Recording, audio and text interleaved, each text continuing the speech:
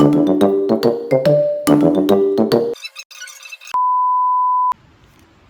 semua, saya Hani, mahasiswa Pendidikan Matematika UIN Wali Songo Semarang. Saat ini saya sudah bersama rekan saya, Razan. Halo Razan. Halo. Apa kabar nih? Baik. Razan ini selain aktif di bidang bisnis, dia ini juga merupakan mahasiswa aktif di Universitas Negeri Semarang. Bisa diceritain Razan gimana kamu merintis awal-awal bisnis kamu tuh kayak gimana sih? Oke. Ini sebenarnya sakopnya panjang aja kalau di sini panjang banget. Tapi singkatnya adalah aku mulai tuh dari 2 tahun belakangan. Tapi kita mulai tuh dari kayak freelance, terus kita mulai jadi bisnis. Kita kayak bikin tim ya freelancer. Selama 1 tahun, kemudian ada momentum di mana itu pas itu aku ikut seminar. Kemudian itu seminar dari Kemenpora. Nah, ternyata setelah Bapak Kemenpora itu bilang kayak ada yang punya bisnis nggak dijelasin, ternyata tuh di akhir malah kita dapat pendanaan. Oh, dapat pendanaan dari bapaknya? Kemenpora, iya. Hebat ya. Pendanaan kan, itu sekitar September kemarin 2023. Nah, akhirnya dari momentum ini kita jadi batu loncatan juga kan. Itu kayak momentum kita untuk dari awal bisnis, terus kita kemudian jadi PT perorangan gitu. Kalau boleh tahu nih, bisnisnya Razan itu di bidang apa sih? Nih nanya cerita dulu tapi baru nanya bisnisnya apa? Ya nggak apa-apa. Ayo.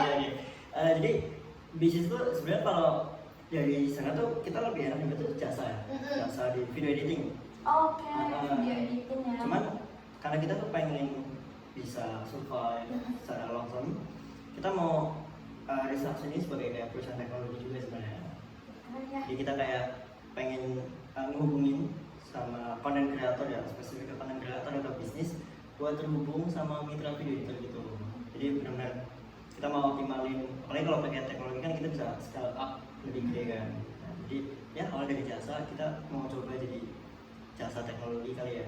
Bisa kayak financial teknologi kan fintech ya. Jadi jasa apa ya? Fintech. Ini kan Razan kan juga mahasiswa ya. Terus gimana sih membagi waktu antara bisnisnya sama kuliahnya itu gimana? Aku sih lebih seneng tuh kalau kayak hampir seharian, tapi di pagi hari itu kayak aku bikin to-do list mana yang bakal dilakuin dulu. Jadi sehari itu bakal ngapain aja, kemudian aku kayak ngurutin sortir mana yang prioritas dulu. Nah, jadi kayak skala prioritas gitu ya. Aku lebih bikin kayak skala prioritas gitu. Nah, nanti dari sana aku coba secepat mungkin fokus ke satu sampai selesai gitu. Karena kalau misalnya kita walaupun to-do list banyak, kita cuma kayak langsung semua, justru malah nggak selesai. Gitu. Jadi mending kayak pilih 1 sampai 3 yang paling krusial dilakuin dulu. Terus nih, aku mau nanya nih ya, gimana sih kendala-kendalanya dalam merintis bisnis nih dari awal banget sampai bisa sebesar sekarang ya? Kenapa bisa saya bilang sebesar sekarang? Karena dia ini juga sering banget jadi pembicara ya. Ya di mana-mana kayaknya ada pamfletnya juga udah kemana-mana. Kayak kemarin juga pernah ikut award ya, menang award. Iya, alhamdulillah. Keren banget ya. Boleh dijelasin tahu kendalanya apa aja sih? Sebenarnya karena kita tuh di jasa juga ya, selain di jasa, kalau bisnis kan kita ngomonginnya tuh people to people kan. Kita pasti bertemu sama orang. Even kita bikin produk pun, tim kita juga orang. Jadi memang kendala, justru malah yang hampir jadi kendala tiap itu di orangnya. Kita ngelola orang, kita kayak harus bisa gimana cara jelasin orang, cara membagi jelasin orang-orangnya, membagi prioritasnya gimana gitu, porsi mereka kerjanya gimana, cara komunikasinya, cara treatmentnya gitu. Jadi lebih condong yang jadi kendala itu malah justru di orangnya. Tapi itu memang kendala yang istilahnya tuh kayak menemani proses juga sih gitu. Hebat ya. Aku mau tanya nih, dulu banget itu kan kamu udah mencoba berbagai macam bisnis ya. Ada mesti ada jatuh bangunnya gitu. Nah, boleh dong dikasih tips and trick gimana sih cara mempertahankan gitu. Sejauh ini kalau aku lihat ini merupakan bisnis yang paling long last ya kayaknya ya. Kayaknya iya sih. Iya nggak sih? Iya. Boleh dong dikasih tips tipsnya gimana caranya biar bisnisnya bisa long last gitu. Kayak aku cerita secara dikit ya. Iya boleh. Dulu pas zaman SMA tuh aku pernah mulai dari jasa desain. Dari jasa desain dikembangin jadi namanya itu Istana Sketsa dulu. Kita jual kayak kado karikatur. Kemudian alih bisnis ke Canon Production, kayak jasa videografi, fotografi, terus bikin kantor muda, kayak kelas investasi, makanya kan hampir ada 4 atau 5 gitu lah coba. Bisnisnya ya. Iya, sebenarnya yang sekarang ini yang faktornya yang lolos. Dan kalau misal kita belajar dari pengalamanku, itu yang jadi pelajaran dari masa lalunya adalah dulu tuh ini karena apa ya namanya, ngelihat rumput tetangga itu kayak hijau. Rumput tetangga lebih hijau gitu. Iya, jadi kayak pengen ini. Akhirnya gak fokus semuanya kemana. Nah, itu satu. Yang kedua adalah dulu itu karena terlalu agresif, terlalu kayak optimis. Jadi kayak terlalu percaya diri, oh ini bakal laku. Padahal belum tentu pasarnya ada. Jadi belum tentu kayak konsumennya itu ada. Nah, itu salahku dulu karena ya aku cuma mikirin, oh ini cantik, ini bagus, pasti ada yang beli. Padahal belum tentu. Iya, karena kita nggak tahu sebenarnya ada pasarnya nggak, siapa yang bakal beli gitu. Lebih condong seringnya tuh masalah di situ. Tapi kalau Raki Factory sendiri kan kita udah hampir 2 tahun kan. Iya. Hampir 3 tahun lah ya. Nah, itu kan karena mulai dari freelance, itu dia udah divalidasi karena kita tuh punya satu klien, beberapa klien yang udah repeat order, sampai 1 tahun. Oh 1 tahun? Iya. Artinya kan secara nggak langsung ini udah divalidasi bahwa oh pasarnya ada gitu. Apalagi pas kita udah resmi jadi PT kan, pas Oktober kemarin, kemudian kita bikin bisnis model yang baru, di mana bisnis model kita tuh benar-benar baru pertama ada di Indonesia. Itu kayak jasa tapi berlangganan. Kan biasanya berlangganan kayak Netflix, Spotify gitu kan. Tapi ini jasa berlangganan.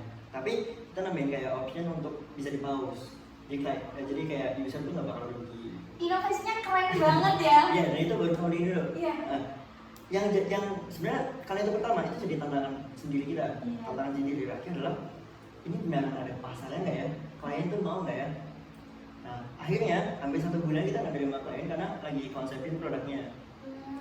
Ketika November kita coba, kliennya mau 1 Desember 2 klien dan itu sampai sekarang, jadi dia pakai jasa kita terus. Berarti kan kayak bisnis model tuh oke, sesuai sama pasarnya dan pasarnya tuh benar-benar ada gitu. Jadi ya kalau aku ringkas ini ya lebih ke pasarnya ada apa enggak sama fokus satu sih. Keren banget ya teman-teman. Kalau untuk sekarang ini ya Zan, kamu kan aku lihat-lihat di media sosial tuh aktif banget gitu ya. Iya. Nah itu dari kamu sendiri tuh ada nggak sih pengaruh besar dari media sosial sendiri buat ini bisnis kamu? Tentu. Apalagi sekarang kan eranya udah era yang digital. Iya digital ya. Iya. Sangat berpengaruh. Justru karena aku dulu dapat dari satu klien, karena aku ngontenin satu klien itu karena ngontenin itu dapetin klien-klien yang lain. Jadi kayak karena apa ya, kita punya skill apa, kita bisa masarin dengan konten tersebut tuh orang kayak dapat trustnya ke kita gitu, walaupun cuma video-video sehari-hari kita, tapi itu timbul jadi rasa kepercayaan. Nah akhirnya bahkan untuk personal branding sendiri kan karena sosmed kan. Iya, jadi kayak ya pasti berpengaruh banget. Berarti penting banget ya personal branding di sosial media itu. Main sosmed itu penting sih pas sekarang. Nah, ada nggak sih saran dari Razan sendiri buat anak-anak muda ketika mau mulai berbisnis gitu? Kayak dilihat-lihat udah jadi berapa pembicara nih di event-event gitu? Sebenarnya karena baru aktif 2023 ya, kan ada 10-11 event ada ya. Keren ya, udah. Alhamdulillah. Gimana nih? Ada saran apa enggak? Saran tips gitu buat mahasiswa ya terutama buat cari cuan di ya kan, kalau bisnis mah biasanya muaranya tuh kan di cuan ya. Gimana nih, ada saran buat merintis bisnis dari nol gitu? Sebenarnya ya, ini saran basic banget ya, karena aku juga mahasiswa, kayak saya ke mahasiswa juga. Tapi ya aku selalu kayak samain ke teman-teman atau kayak mahasiswa, bahkan belajar kemarin sempat ngisi di acara pelajar juga kan. Aku selalu bilang bisa mulai dari internal sama eksternal. Kalau misalnya dari internal tuh kita tahu kita bisa apa, punya skill apa, suka apa, kemudian kita jual apa yang kita bisa tadi. Itu internalnya. Kayak misal aku sendiri kan dulu suka ngedit video kan. Nah karena suka ini akhirnya aku bisa untuk dijualin. Kemudian kalau eksternal kita tuh lebih ngeliat kayak di masyarakat kita atau kayak lingkungan kita itu punya masalah apa. Even itu ada suatu hal masalah yang udah diselesaikan, ada gapnya enggak? Ya, kayak misal kayak contoh Gojek sendiri kan, orang butuh kepergian pakai motor, terus orang tuh nggak punya apa ya, nggak punya daya beli yang buat beli motor semua. Tapi ada orang yang punya motor, ya kan? Jadi ini kayak ada gap, akhirnya kan muncul sebuah Gojek. Tadi ada gap, ada orang yang pengen bepergian, tapi ada orang yang pengen, ada yang juga punya motor, tapi bisa dapat penghasilan tambahan kan? Jadi kayak kita ada di gapnya. Iya. Jadi bisa dari internalnya kita bisa apa? Ya, kalau nggak kita dari eksternal. Lingkungan itu tuh punya masalah apa? Biasa kalau masalah mahasiswa tuh dia ini karena kayak masalah belajar, masalah makanan. Kayak misal jam transisi kelas kan, kayak mau ke kantin tanggung. Itu sebenarnya bisa kayak gitu. Buat just tip gitu ya? Bisa. Hal sesimpel just tip, anjem itu bisa malah. Iya. Itu lumayan ya buat tambahan uang saku ya. Terus nih aku mau tanya nih, ada nggak sih, bukan ada nggak sih, ini lebih ke moto hidup Razak itu apa sih? Oke, baik, moto hidup ya. Sebenarnya ini lebih ke kayak apa ya? Kayak pesan dari buku sendiri ya. Di mana pesan itu juga jadi moto hidupku. Aku tuh selalu nanamin gini, hidup itu harus bisa bermanfaat untuk orang lain. Nah, jadi itu satu kalimat itu menjadi dasar hidupku.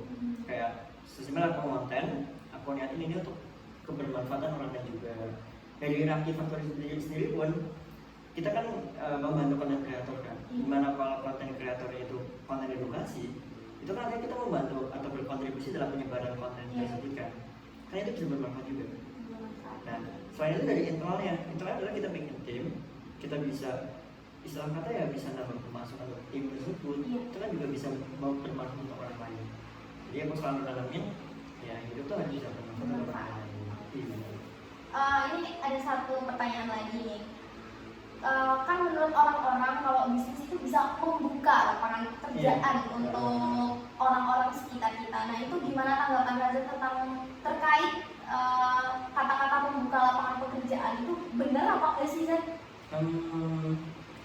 Aku belum bisa jawab secara konkretnya. Skalanya belum segitu.